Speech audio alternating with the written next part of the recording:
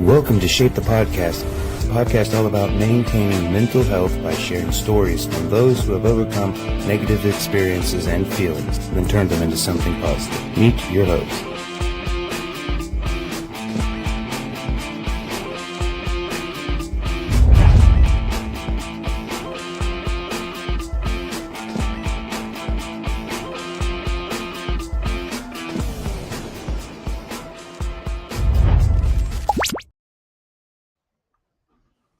Oh, hey, what's up, everybody? What's up, Jason? How are you, sir? What's going on, Kyle? It's been 2 weeks. It has been 2 weeks. I mean, it feels like it goes by faster and faster. It's insane how fast time goes by. It always feels like, oh my God, I got 2 weeks till the next one, which is a ton of time, and before you know it, we're here again. And that's how life is. And here we are. We're here again. Yeah, we're here, and it's a great night. It's thundering here in Ohio.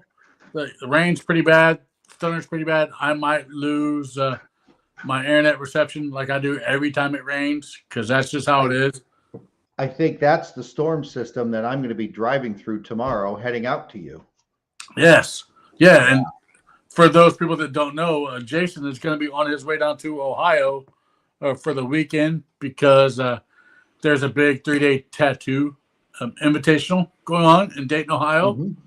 And everybody in the bearding community knows that we are involved with each other because of our beards. That's how we met each other. But yeah, you got that big event on Saturday, the Cyan Beard Mustache Competition. So yeah, man, that's going to be pretty fun. I'm ready for it to be here, and I'm ready for it to be over. Yeah, I understand. I'm sure that's a ton of work for you. Yeah, everything's good. But you wouldn't do it if you didn't love doing it. No, yeah, but I'm not going to do it again. Maybe. Cyan is it for Ohio, but then I got one in June in Gatlinburg. So, but well, you want me to give you an Easter egg? Yeah, what's that? I'm about to learn how much work it is. Oh yeah, you got one next year. No, yes, next year, April of 27. I'm not going to say anything more than that, but April of 27. Well, you have my support because you've supported me and my adventure. So yeah, but yes, and I like how you're. That nice little clock behind you just goes off whenever it wants to. I think that's. It goes off at the top of every hour and then every 15 minutes. I think ironically, that is my wife's grandfather's grandfather clock. Huh. Yeah. Isn't it ironic? Don't you think? I think it means more to her than I do. It probably does. Something like that, when it's in a family heirloom, you can't get rid of it. You're stuck with it. Yeah. She'd get rid of me, but the clock is staying. Is that what you're implying? I'm disposable. The clock's permanent. I mean, that's what it sounds like. Yeah. But man, tonight, man, we got a great episode tonight. I'll just go ahead and start talking about that. It's a gentleman that I've known since, Lord have mercy. We were both in our mid-20s when we met, and now we're both knocking on the door of 50. Guy by the name of Mikey Cheaney. Man, the stories I could tell of how we met and where we met, but we'll save those for another night. But we do have some mutual friends now that one of them was in my wedding. His name is Mark. And so Mike is going to come on and share his story. I'm excited for it. He's chomping at the bit. He's excited to tell it. So get your drinks ready. Get your popcorn ready. Get whatever you want ready, because here comes Mr. Mikey Cheaney. Bring him on. Hello. What's up, sir? Hey. How are you guys? Okay, so I figured out where the echo is coming. It's me. Yep. That's it. So if you can you take your headphones off and just do it through your phone? Yeah, let me try it. All right. Yeah, because what's happening is your mic is picking up the audio coming back out of your phone again. Yep. Hey, and while you're doing that, we'll say hello to a couple people that are watching right now. Yeah. What's going on? What's going on, Baker? Mr. Harmon? James? Yeah, we got Jeff Harmon, James. I'm going to, while we're starting this off, I'm going to get over to the Facebook page. Yep. And tag everybody so they all know we're live. You should do that. Now that we got Mikey on good sound, why don't you go back and start your introduction with him again there, Kyle. Right. Sorry. So, the worst possible thing that can happen, because that's what I was nervous about, so we're good. Hey, it's all okay. Good. You know, we thought it was me, and I don't have my headphones plugged in, and I don't have my my microphone in, but that's okay. There has to be at least one or two hiccups right on a show. Usually it's me, okay, but man, which we'll circle later. But I have a control thing with anxiety, so it was like before I was like, okay, make sure that this is perfect. This is perfect. I was wiping every lens. You know, sir, let me just go ahead and tell you right now that you can try all that you want. Oh, I know. You know what? It's going to be as perfect as it can be. All right. Right. That's it. And unfortunately, that's how life is sometimes. Which is practically perfect. Yes. So Mike, why don't you go ahead and introduce yourself to the masses? You know, like I said before bringing you on here, we've known each other. We've known each other since our mid-20s. I think 2005 is when I first met you. Yeah. Yeah, that's a long time ago, sir. Yeah, for real. And I look in the mirror, I don't even recognize myself. So I mean, now. I remember you when we met at that place that shall not be mentioned. I'm not going to say it. Yeah, go. You were just a young. Come on, guys. You were just a young. I'm following his lead. A young guy. You were a young guy with leopard spotted hair. I know. That was I think one of our first conversations. It was, yeah. I had just moved to Louisville then too. So I was probably intoxicated, right? Because we met at this after hours club that is friendly to every sex. So it didn't matter if you were straight, you know, LGBTQ. Everybody went there because after the bars closed, the after hours club was hopping. A place for people to sober down or other things, or do copious amounts of drugs in the bathroom. Right. Okay. I avoided all that. So that reminds me of a song that goes something to the effect of everybody knows that the nightlife starts after the bars close. And it did. Yeah, it went on till like 8 o'clock in the morning. It did. Like, the moment the sun came up, that's when everybody went home. But so that's how I originally met Mike here. Yes. And then we connected some years later through some mutual friends. So, yeah. And I've kept up with you on social media. Like even if we don't talk all the time, I follow. And then Jason, I, of course, following you as well. Likewise, and I'm sorry that you kept up with me on social media.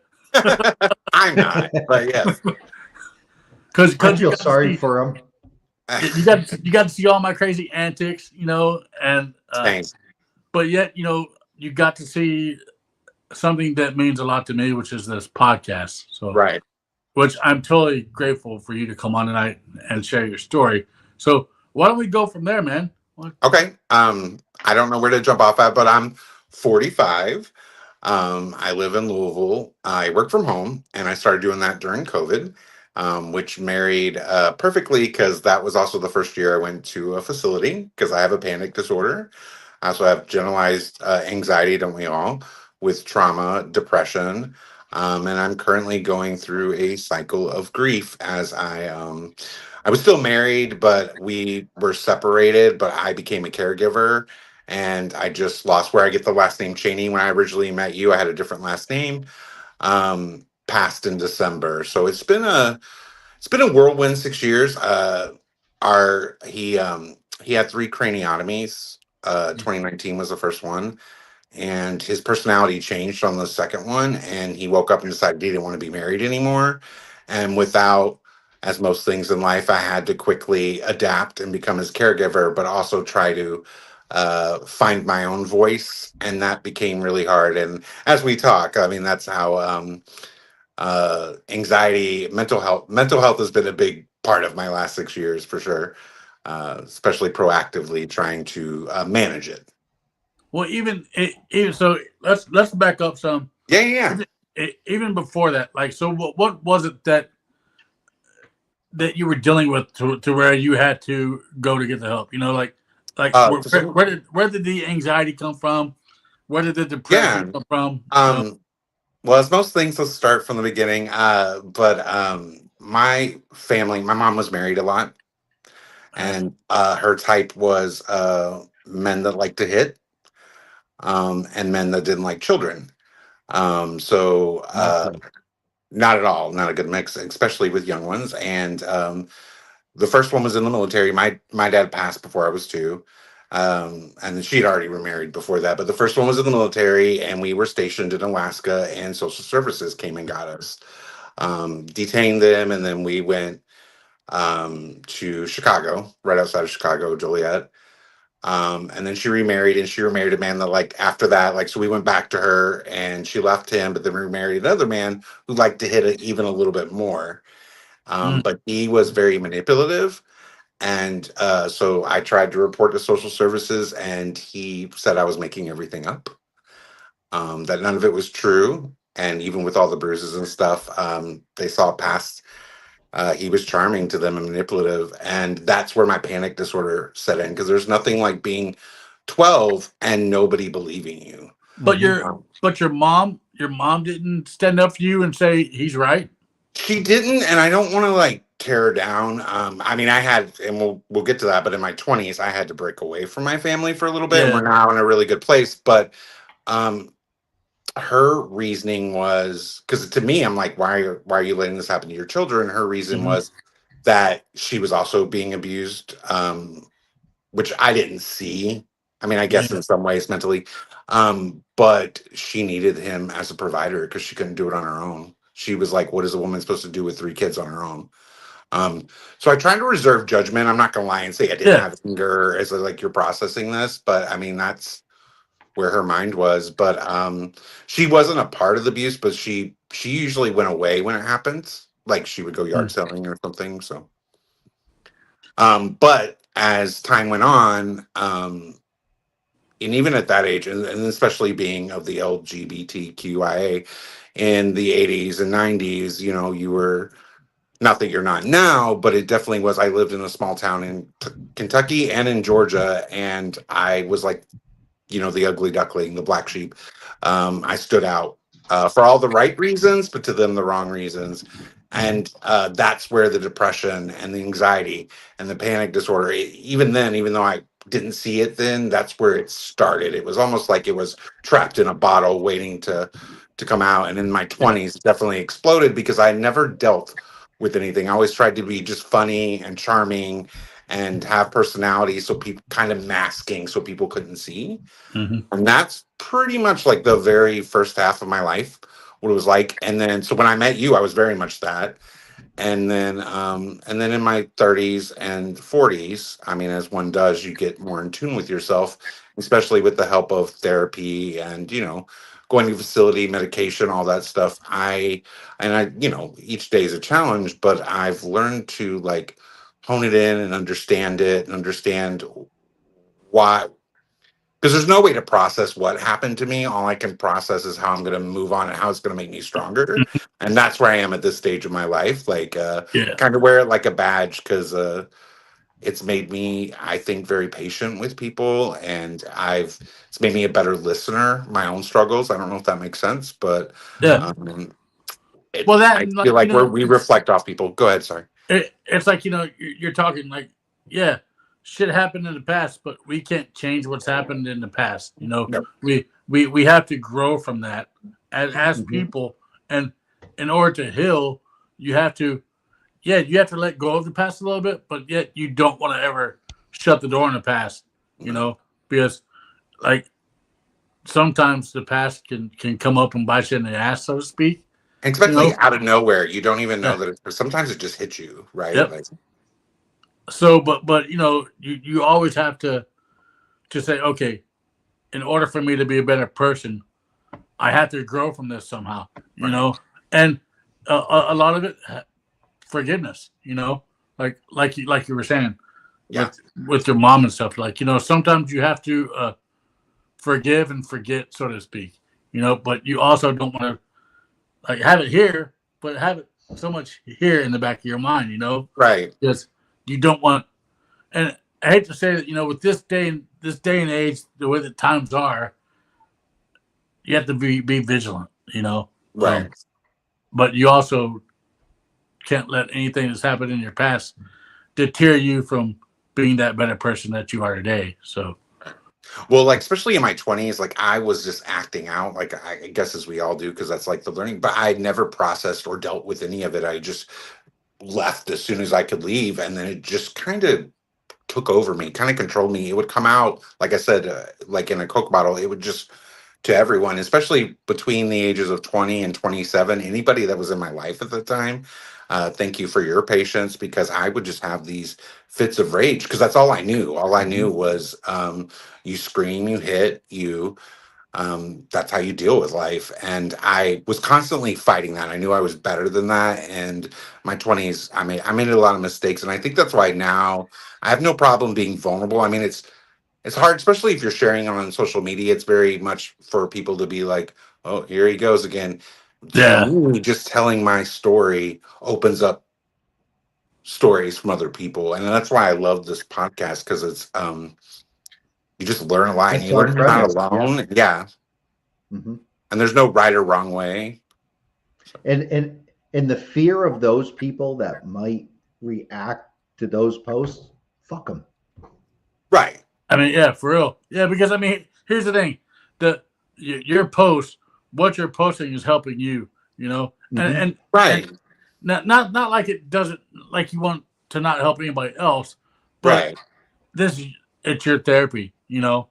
And that's why I think, yeah, a lot of people are afraid of posting stuff on social media because of what Right. other people think. But I know you, and as long as I've known you, you've never cared what other people thought. I don't Especially for the then, most part. I especially in don't your for the most 20s. I don't. Well, and that's the thing too. So I masked it, right? Like you Mm-hmm. saw, like the performer. I would carry that home, so I didn't want people to see it here. But it was always with me, and I was Yeah. always in my head. Even like you making a comment about like the calico hair we were talking about. I'm sure I can't really remember. I remember I laughed it off with you, but I'm sure I dissected it and broke it apart because we're no matter what anybody does to you, we're our own worst abuser, right? Yeah. And Yeah. we're our Mm-hmm. harshest critic, and I think Yep. that's there it goes. You're I back. like it. There's something soothing about a clock to me, like especially like making the rings. We have one that just randomly goes off, and it won't do it for days, but I just find it soothing and peaceful. Mm-hmm. It becomes background noise because it's every Yeah. 15 minutes. There's at the top of the hour, it's a chime that's, for lack of a better term, let's call it 4 verses. At the 15 minutes, it does 1 verse, 30 minutes, 2 verses, 45 minutes, 3, and the hour 4. So Yeah. just by listening to how many of its little cycles it does, I know exactly what time it is without looking at a clock. But it becomes background noise. I don't even hear it anymore. I didn't even realize it until Kyle mentioned it 15 minutes ago. And I thought it was serene. I was like, oh, that's peaceful. It'll work with this podcast. Yeah, for sure. So yeah, that's I don't know. I hate to use the term masking, but yeah, we all go through that stage of masking our own inner selves, Right. And until we take that mask off, or until we rip that bandage off of the hurt that we have, we're not going to grow as people, Right. And well, it's a distraction technique too, right? Yeah, you don't want people to know. It's distracting everybody else from what you don't want them to see. Yeah, look over there. But it's distracting you as well. Right.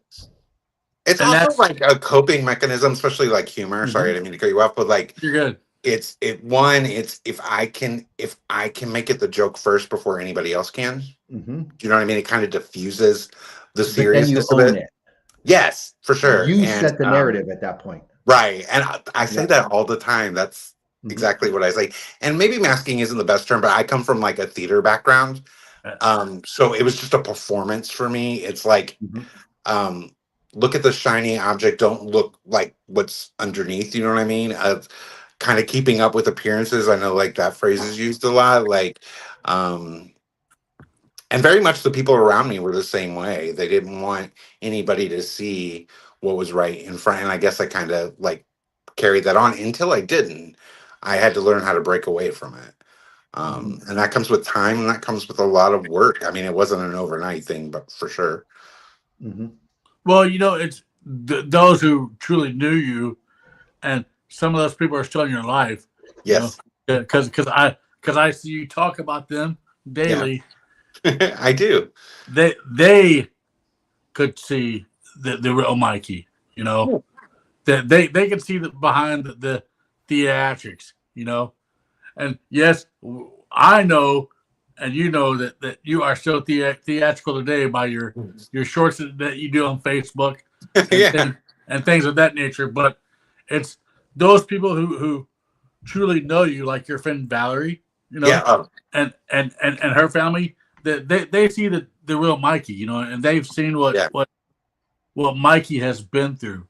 The good and the bad, and accept it. And I've been waiting my whole life to find that. And even though we're like different, we're like we've been our childhoods kind of mirror each other, and we've both been through like grief and trauma in a way that some people can't understand. And it's just, I feel like the best friendships are the most raw, easy, and natural. And that's exactly what you were saying that I have. And I'm so lucky and grateful. And even though it might have took me 40 years, this is the happiest and the most content in myself that I've ever been.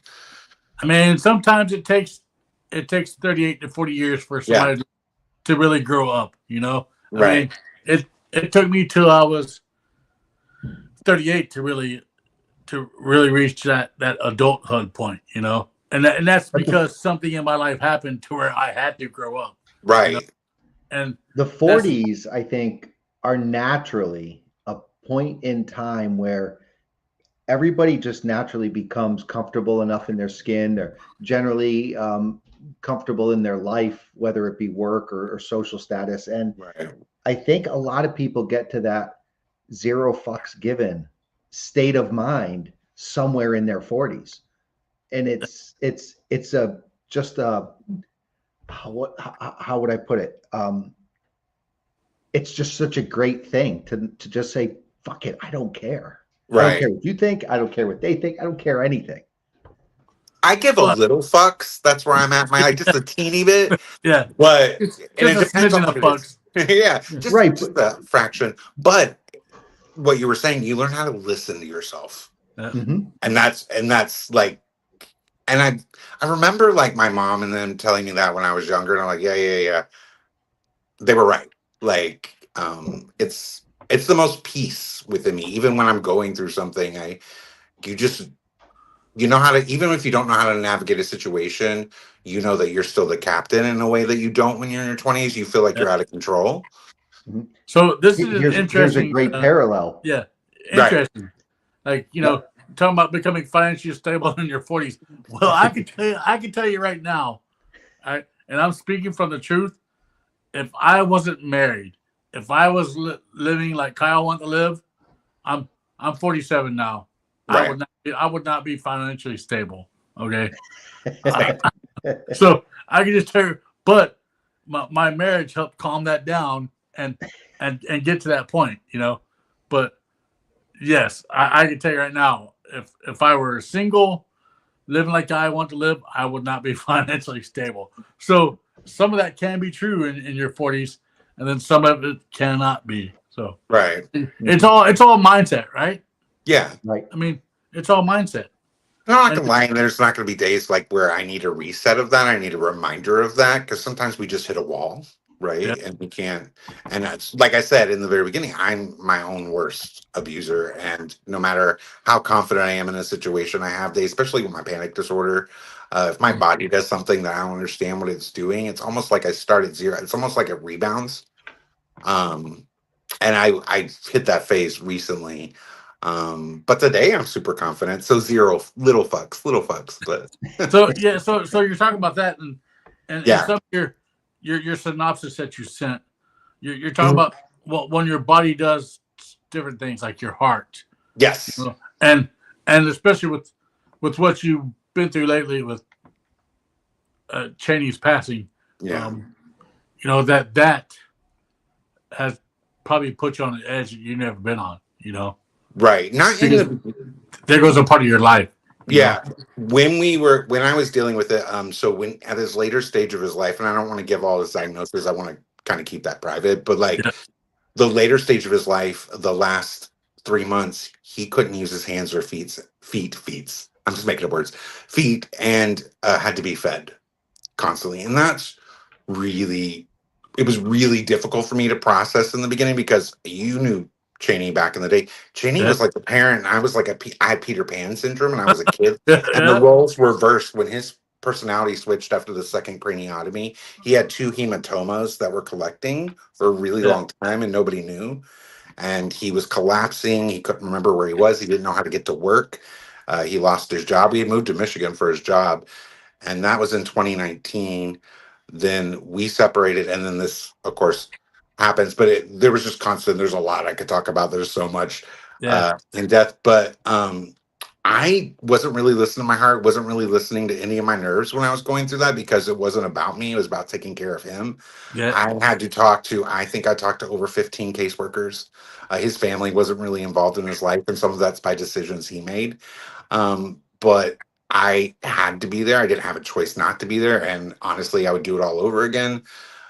It was when nobody, and when I'm going to tear up, when nobody tells you, or what I didn't know, because this is the first real loss I've ever had, is what happens when it goes silent, right? Yeah. When I don't have to take care of him anymore, when I don't have to call the funeral home, when I don't have to plan anything, how do you deal in the silence? And it's all because of, you know, you had to grow up, so to speak, you know. Well, he's the reason I grew up. Yeah, I don't. And There was no training. so you know, that right there, it's like, what do you do when the silence becomes deafening?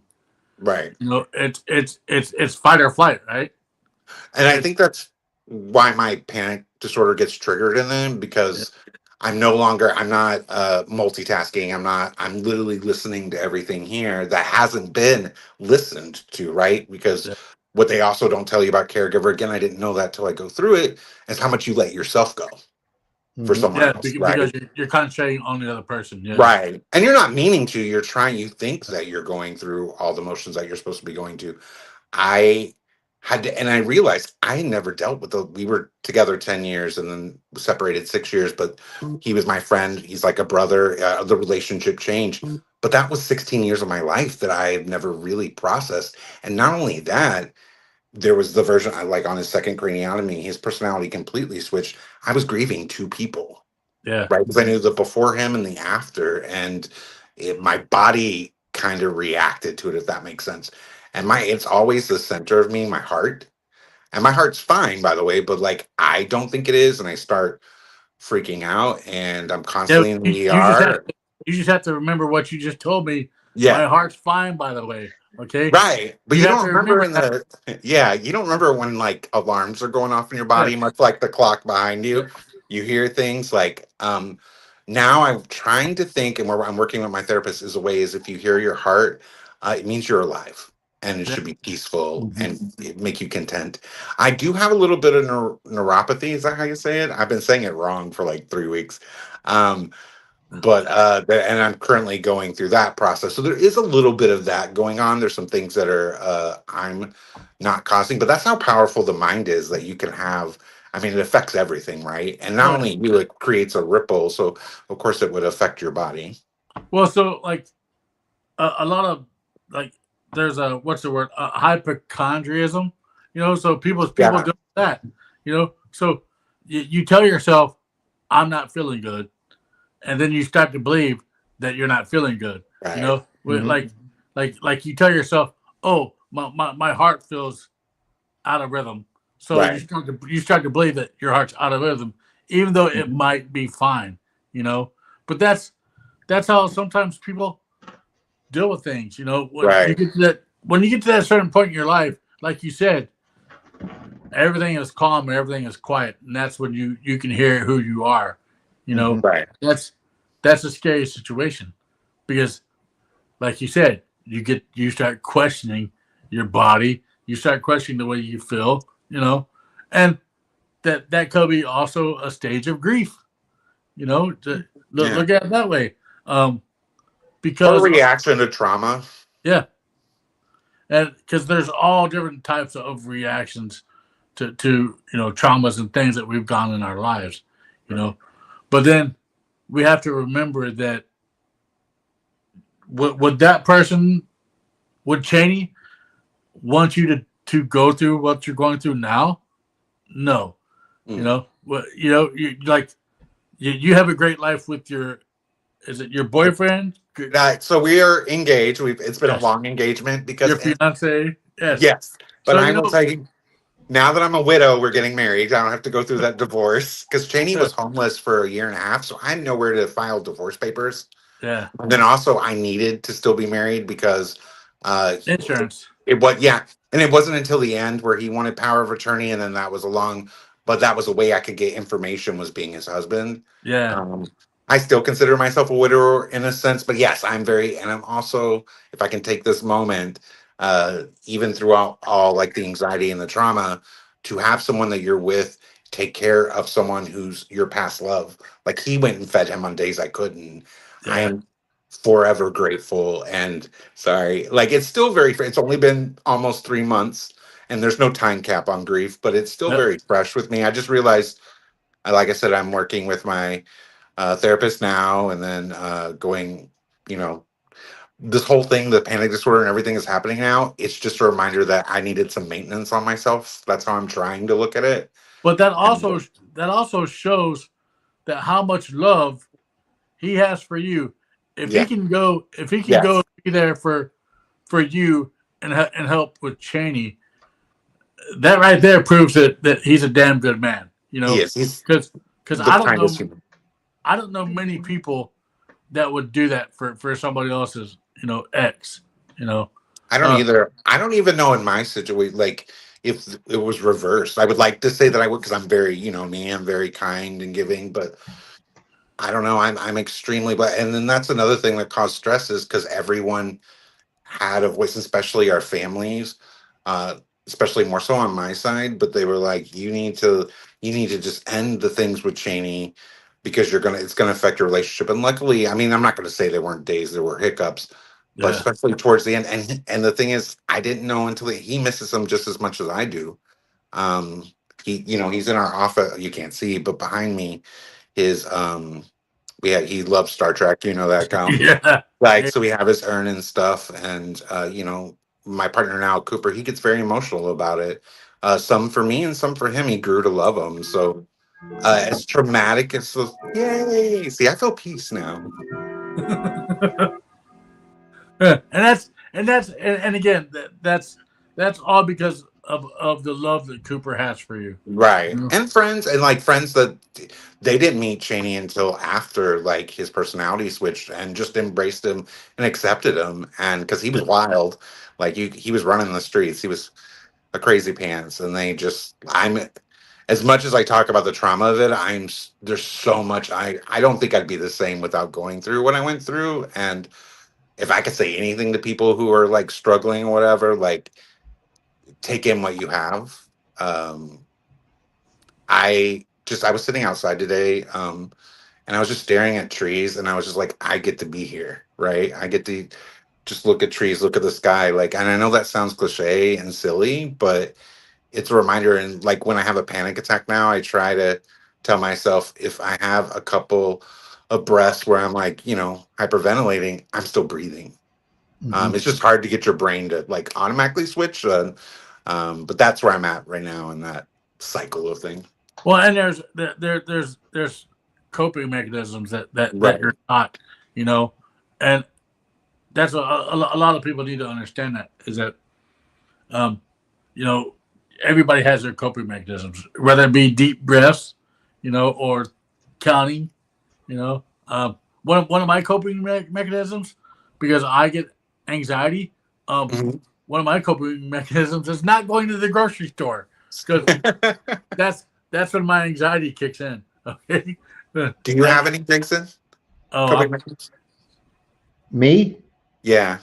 Unfortunately, mine are not the healthiest. I would like Hey. to just sit outside with a cheers. whiskey and a cigar and have nobody else around. Just not loneliness, but aloneness. Right. That's to me about as zen as it gets. Sorry. You're good. I was just hoping Went down you're wrong okay. windpipe. And that's the thing. It's like everybody, there's different coping mechanisms for everybody. We just have to discover what those are. Mm-hmm. So like how, besides what you're going through with Cheaney and that Yeah. grieving and that grieving process, how are you right now at this current stage in your life? I've seen your post. I was confused on one today. And Okay. Can I explain? I'm not going to go like in detail. That was yeah, a dare. So where I'm presently at in my life, is I've met this circle of friends where I can just be wild and crazy, and we like do silly. We have a group chat and we dare people. And I was talking to them. I was talking about how I was nervous today, and we were just talking about our day. And I was in the bath, and then I was like, you know what? And I just went under, and they were like, I dare you to post that. And I was like, sure. You want to talk about not caring what people think anymore? I was like, yeah, because that picture's not pretty. I cared a little though, not the lie, because it was just but sitting there. Nobody was liking it, but I get it.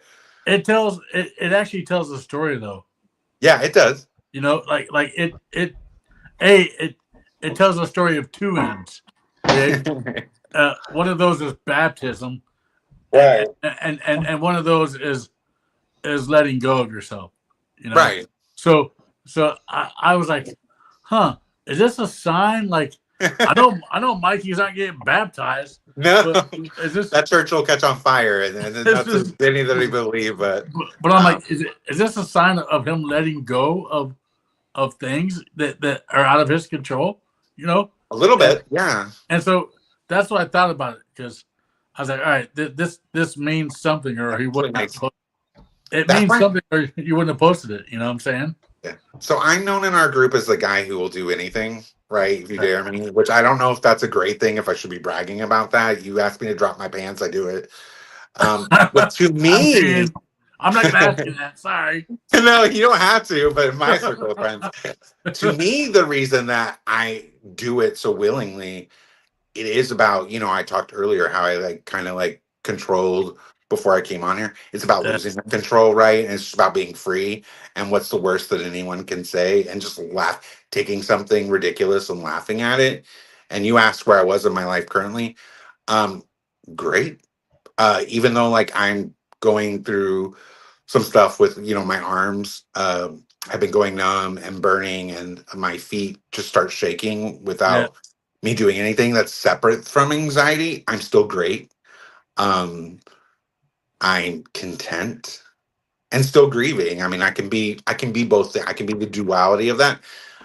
Now 2 months ago I isolated from everyone, and I'm just now coming out of that hibernation, because that is something I've learned about myself later in life, is I don't need extra voices, and I kind of just drift away. I kind of go into my, like a bear going into my den, and I need to be a little more out. And I'm lucky to have, we talked about Valerie. She gently pushed me to come out, because I probably would still be in isolation. I don't even know if I would have done this had I not. And I don't know if that makes sense, but I just couldn't.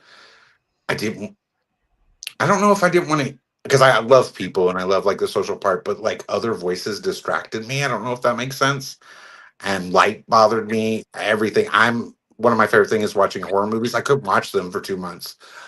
It was too much. It was too intense. I felt like it was attacking me. I'm back to that now, but I'm great. Yeah. I'm probably the most calm I've been in a long time. So I mean, even with having that's a good anxiety, thing. yeah. Well, at least this week, because it's a week by week basis, but that's where we're at. and that's really what it should be. Like, Yeah. Don't concentrate about next week, because next week's not here. No. It's all about the moment, and I think that people Mhm. forget about that. is that in life you can only control what's going on right now. Right. At this very moment, you can't control what's going on tomorrow because you don't know what tomorrow has to bring.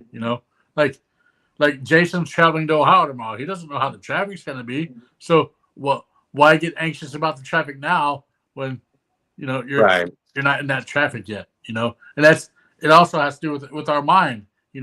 Why get anxious about the traffic that's going to be in our mind, let's say tomorrow, when right now our mind's perfectly clear, and Because it's all that about does is take away from your ability to enjoy what you have in front of you. Right. Right? live in the moment, For some reason, it's always like it's easier to go to worry than it is to just live in the moment. I don't know why that is. It seems like it would be harder, but at least in my case, it's just like second nature. But then, like, I catch myself. I don't know how you guys deal with it, but then I'm like, come on. And exactly what you said. I'm like, you're missing Because out. that You're too busy. creates avoidance. Right. Because you're in fear of that unknown, so you avoid it. So you go to worry because it creates avoidance. or things might be great right now, and because you're not used to things being great, that's when the chaos begins. Yeah. Mhm. And that's when you have to tell yourself, all right, Mikey, things are pretty good right now. All right. I know you're used to chaos, but let's don't create chaos. Let's don't become the creating chaos monster. Yeah. Because that's not what you want. And I like fun chaos. So, like being yes, dared and silly things like that. But yeah. yes, Which, I've seen the fun chaos with the dance videos, and and you know what's so crazy? Those days are the days I have the most anxiety when I post those. really, It's a way I've learned. It's a way to release, and it's a way to like just shake. I like to turn things on its head anyway, and that's the way. So the days that I'm that, everyone's like, "You seem so," and which I am happy, but I'm having a panic. What you don't see is the panic attack before it. Um, and then it kind of evens things out. Like for huh, me anyway, like performing somehow, which I haven't, and that's another thing I'm talking to my therapist about right now. I've not been on stage in a really long time. That's what I was when I met you. I was going to U of L. I've not written in a really long time. I'm a very much a creative human, and I think my body is react because it's an outlet, right? And yeah, my body's reacting to that. And so when I came out of isolation, started making those funny videos, started going around people and just doing silly things, and I feel better. It's laughter and joy from other people is like my medicine. And that's another thing too, where I'm in the process of switching medication because it's not really working for me. And anybody that's ever had that, you have to wean yourself off, and then there's struggles that come with that. yeah. Mhm. I mean, but it's good like to take that time away. Right. Like right now you're concentrating on you. You have Yeah. you have to learn to live again. Right. But you also have to learn to love again. Love yourself. Because we have to love ourselves before we can love others. All right, and I think that's a big thing. That yes, relationships are one thing, but if we don't love the way we are as a person, how can we project love towards other people? And and how can we show the love? Because people will see it. Mhm. And yeah, I know some of your friends personally, Yeah. and I know that they're not afraid to call you out They aren't. on your What stuff. what you don't know is some of those friends are my friends, and not to take it to a negative space because it's not that at all. Sometimes people don't understand what's going on in your life and they see it as a negative. And right Yeah, now, uh, we have put our friendship on hold, and I don't mean that as a bad thing. yeah, I'm trying to just accept it for what it is. And I, like I said, I'm very happy the tribe I have now. And one thing I will say that I didn't say when you asked presently, up until 2 weeks ago, I kept saying I feel like I lost my voice. I don't know who I am yeah. because and that's me as like I will take on everybody's problems and forget about mine. And now it's just time to do maintenance. So I definitely what you were saying kind of mirrored what I was going through. So Yeah, yeah. You never want to forget about who you are. yes, And and but like you said, you stepped to that role of caregiver, and you put you on the back burner, Well, guess what? It's now time to not put you on the back burner, because you're worth it, you're worth, and I see it, and I'm sure other people see it, but you're worth more than what you give yourself credit for. Yeah, and I think everyone can relate to that too, right? Yeah. Like we've all, it's even take out like grief, we've all just been there, like, and I think it's relatable. And I think hearing other people's stories or just socializing and just, just shooting the shit kind of thing, kind of like helps with that. So Yeah. I've learned isolation is not my friend because me in my head is like the worst thing. Yeah. Like you said, we're our own worst critics. Yep. But I mean, I'm glad to know that people like you are seeing that what me and Jason are doing is beneficial. Because I'm going to be honest. That's one thing that I've struggled with. But because I get wrapped up in the people that watch. Okay, and I know I shouldn't concentrate on the number on the screen. It's more like the message that's being projected across the screen, and that's what we try to do here on the podcast is, yes, I love all the viewers. I love every single viewer we get, right? But we're not about that.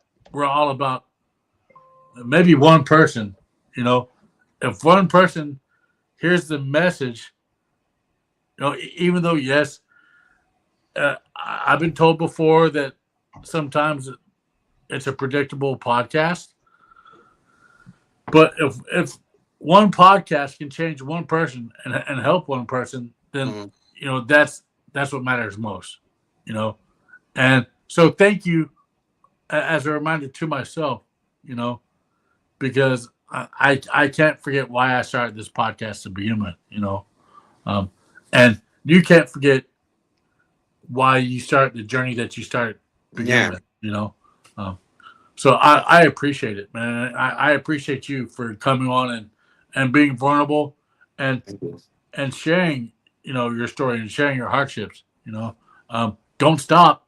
All right. Oh, I won't. It actually, not gonna lie, I kind of one of this kind of inspired me to kind of do I don't know if you guys notice I like to talk. I don't know if that's become apparent, but I don't know what avenue I'm gonna go down. I'm very much a pop culture guy. Might go, and I know there's like 1,000 of those, but like it's about bringing, you were saying like not watching the viewer. It's about whether you have a message or bringing yourself joy, and it kind of. I love listening to that clock. I love it. See, I didn't reminds me even of my hear it until grandma. you said something. Oh, you didn't see that you're so No, like it's just in the background. I love it. It gives me I know it's because it makes me I'm a huge I know I said I watch horror movies. I also watch Disney. I'm a huge Disney guy. I go to Disney all the time, or haven't recently. We're about to go again. It reminds me of Peter Pan. What's it called? Big Ben? There you go. London. It's very peaceful. Yeah. Well, Mikey, I love you as a person, sir. I love you. Thank you. And I genuinely mean that. I've watched your story on Facebook. I've watched it unfold because I knew what you went through. I did not know that Cheaney was as sick as he was, but to watch that and to watch the love you had for him and the love that you have for your friends, it brought a piece of my life, because that's what we all long for. Is we all long for that love, and appreciation. So, thank you, sir. Thank you. From the bottom of my heart. Yeah. Hey,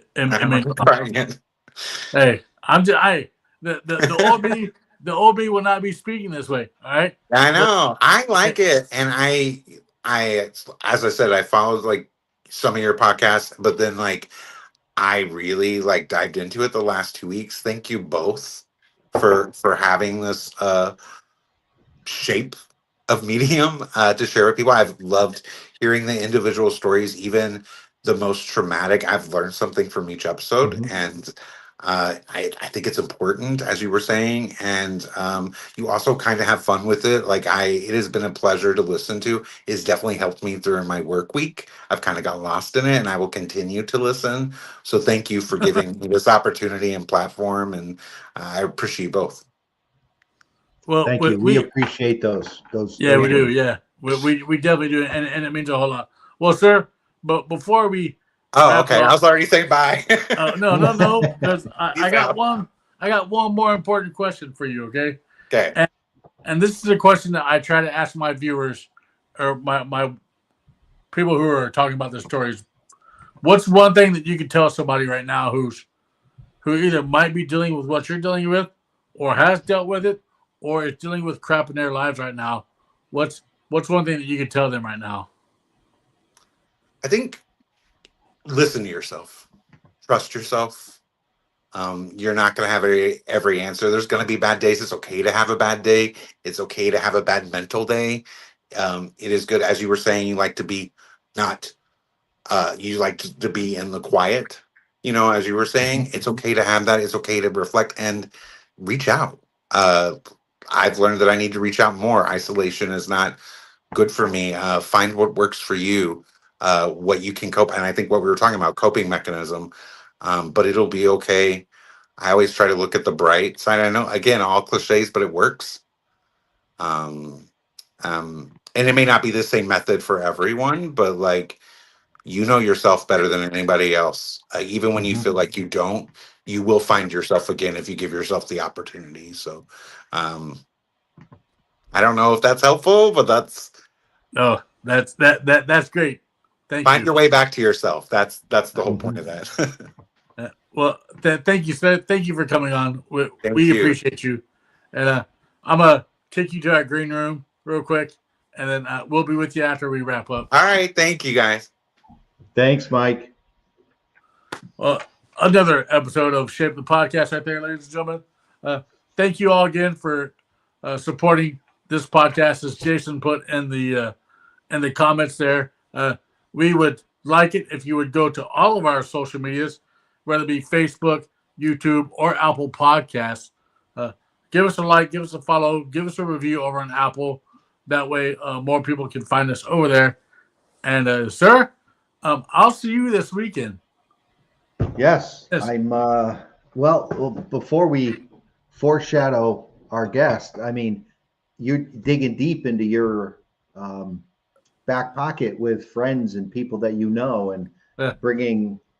I hate to use the term "great guest" Yeah. because it almost sounds like trying to make, I don't know, like we're benefiting from somebody's struggle and somebody's story. So I don't want it to come off that way, but great guest as in they've got a story, they dealt with trauma and struggle, and they're making absolute positive steps forward with it. And those are the stories that I love being able to bring to other people to hear also, just like Mikey mentioned himself. So Kyle, another great guest. You did it again. And I hadn't met this guest prior, so it was a new story for me. So yeah, great job, dude. It's glad to be here with you.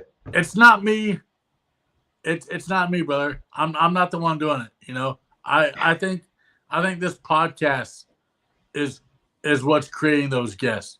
Because people are finally seeing that what these two are doing is a great a great outlet for people to come on and share their stories. And we want more of that. All right. So any of you out there, if you want to come on the podcast and share your story, or somebody that might be interested, come on the podcast. Any walks of life. We're all human beings.